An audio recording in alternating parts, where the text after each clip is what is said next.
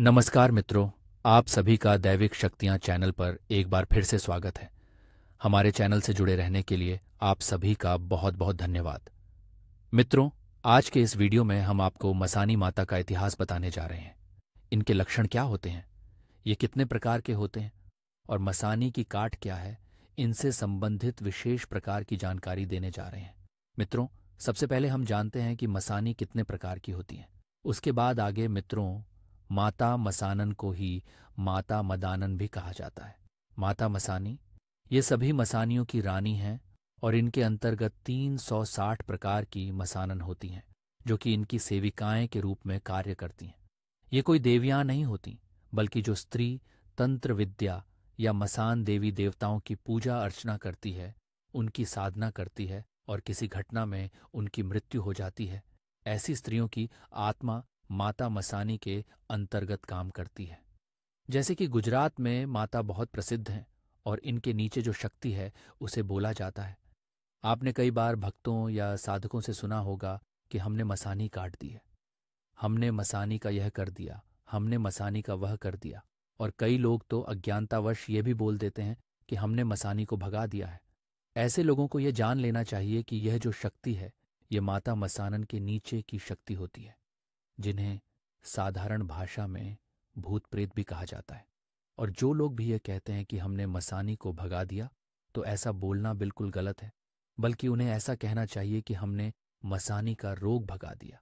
मसानी का रोग, जो मसानी के नीचे की शक्ति होती है, वह होता है। इनकी शक्ति भी माता मसानी की शक्ति के जैसी ही होती है, लेकिन फिर भी माता मसानी की तुलना में इनके पास केवल 10% शक्ति ही होती है। और यही 10% शक्ति इतनी ताकतवर होती है कि जिसे काटने में बहुत मुश्किल होती है। तो आप ही सोचिए, क्या माता मसानी की शक्ति को काट पाना आसान होता होगा? सभी देवी देवता माता मसानी के आगे नतमस्तक होते हैं और इनके मर्जी के बिना कोई भी देवी देवता आगे नहीं आ सकता। बिना इनके इजाजत कोई भी शक्ति किसी के घर तक नहीं पहुंच सकती है। तो अब आप माता मसानी की शक्तियों के बारे में जान चुके हैं। अब जानते हैं कि मसानी क्रिया क्या होती है। मित्रों, मसानी क्रिया बहुत ही खतरनाक काला जादू है और ये एक टोना टोटका है। इसे वह व्यक्ति ही कर सकता है जिसे शमशान विद्या की जानकारी हो। मसानी विद्या जिसके ऊपर प्रयोग की जाती है, उस व्यक्ति के सारे काम लगते हैं। ऐसे व्यक्ति को कई प्रकार की बीमारियां हो जाती हैं और उसकी मौत भी हो सकती है। मसानी एक ऐसी खतरनाक जादू है जिसमें श्मशान में प्रेत आत्माओं एवं शक्तियों का उपयोग किया जाता है। ऐसा करने पर सामने वाले किसी व्यक्ति के जीवन में परेशानियां आने लगती हैं और उस व्यक्ति के सारे काम लगते हैं। मसानी क्रिया वह क्रिया है जिसमें किसी श्मशान विद्या जानने वाले व्यक्ति के द्वारा परजीवी आत्माओं को 10 बनाकर किसी व्यक्ति के ऊपर भेजा जाता है। यह क्रिया जिस भी व्यक्ति के ऊपर होती है, उसके घर में कभी भी शांति का माहौल नहीं बनता है, साथ ही उनके घर में कभी भी सुख का माहौल नहीं रहता है। ऐसे व्यक्ति के घर हमेशा अशांति बनी रहती है, उसका घर शमशान के भांति हो जाता है। ये बहुत ही खतरनाक काला जादू है। अब जानते हैं कि मसान बीमारी क्या है। मित्रों, मसान की बीमारी एक प्रकार की भूत प्रेतों से संबंधित बीमारी है, जिसमें किसी व्यक्ति के द्वारा दूसरे व्यक्ति के ऊपर मसान का प्रयोग किया जाता है, जिससे उस व्यक्ति एवं उसके परिवार के ऊपर भूत का साया बन जाता है और वह व्यक्ति एवं उसका परिवार दोनों ही बहुत ज्यादा परेशान होते हैं।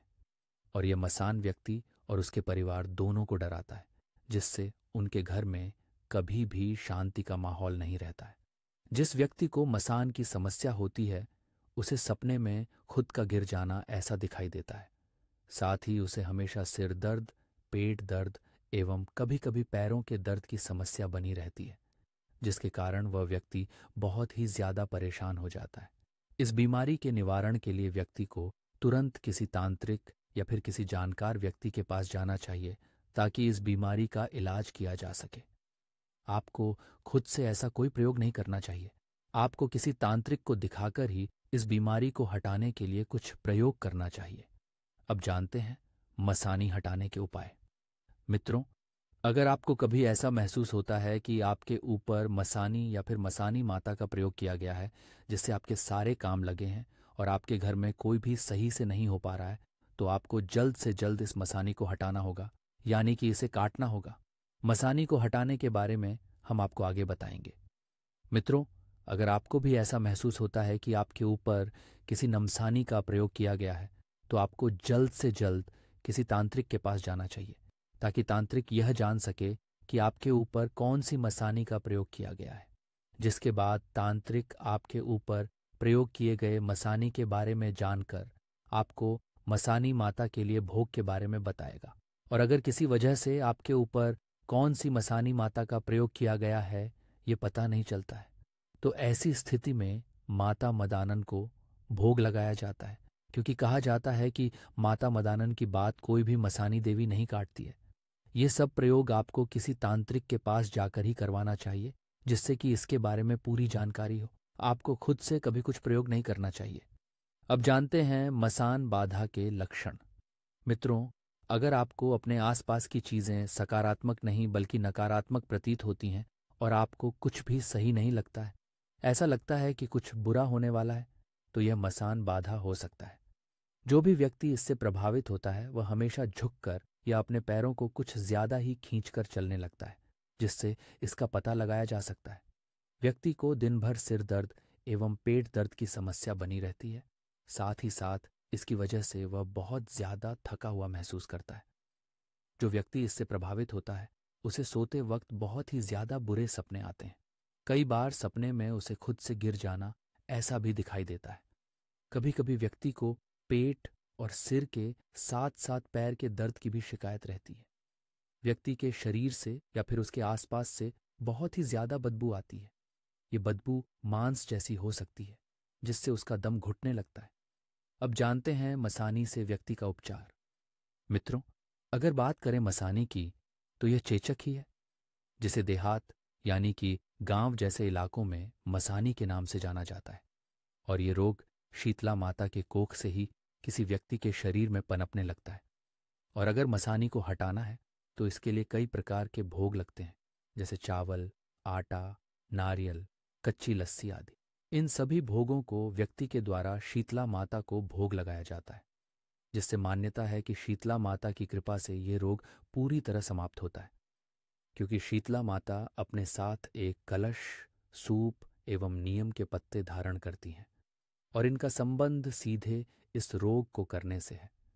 क्योंकि कलश से व्यक्ति को शीतलता मिलती है, सूप से उस व्यक्ति को हवा किया जाता है, और साथ ही नीम के पत्ते उन्हें से बचाती हैं तथा उन्हें ठीक करने में मदद करती हैं।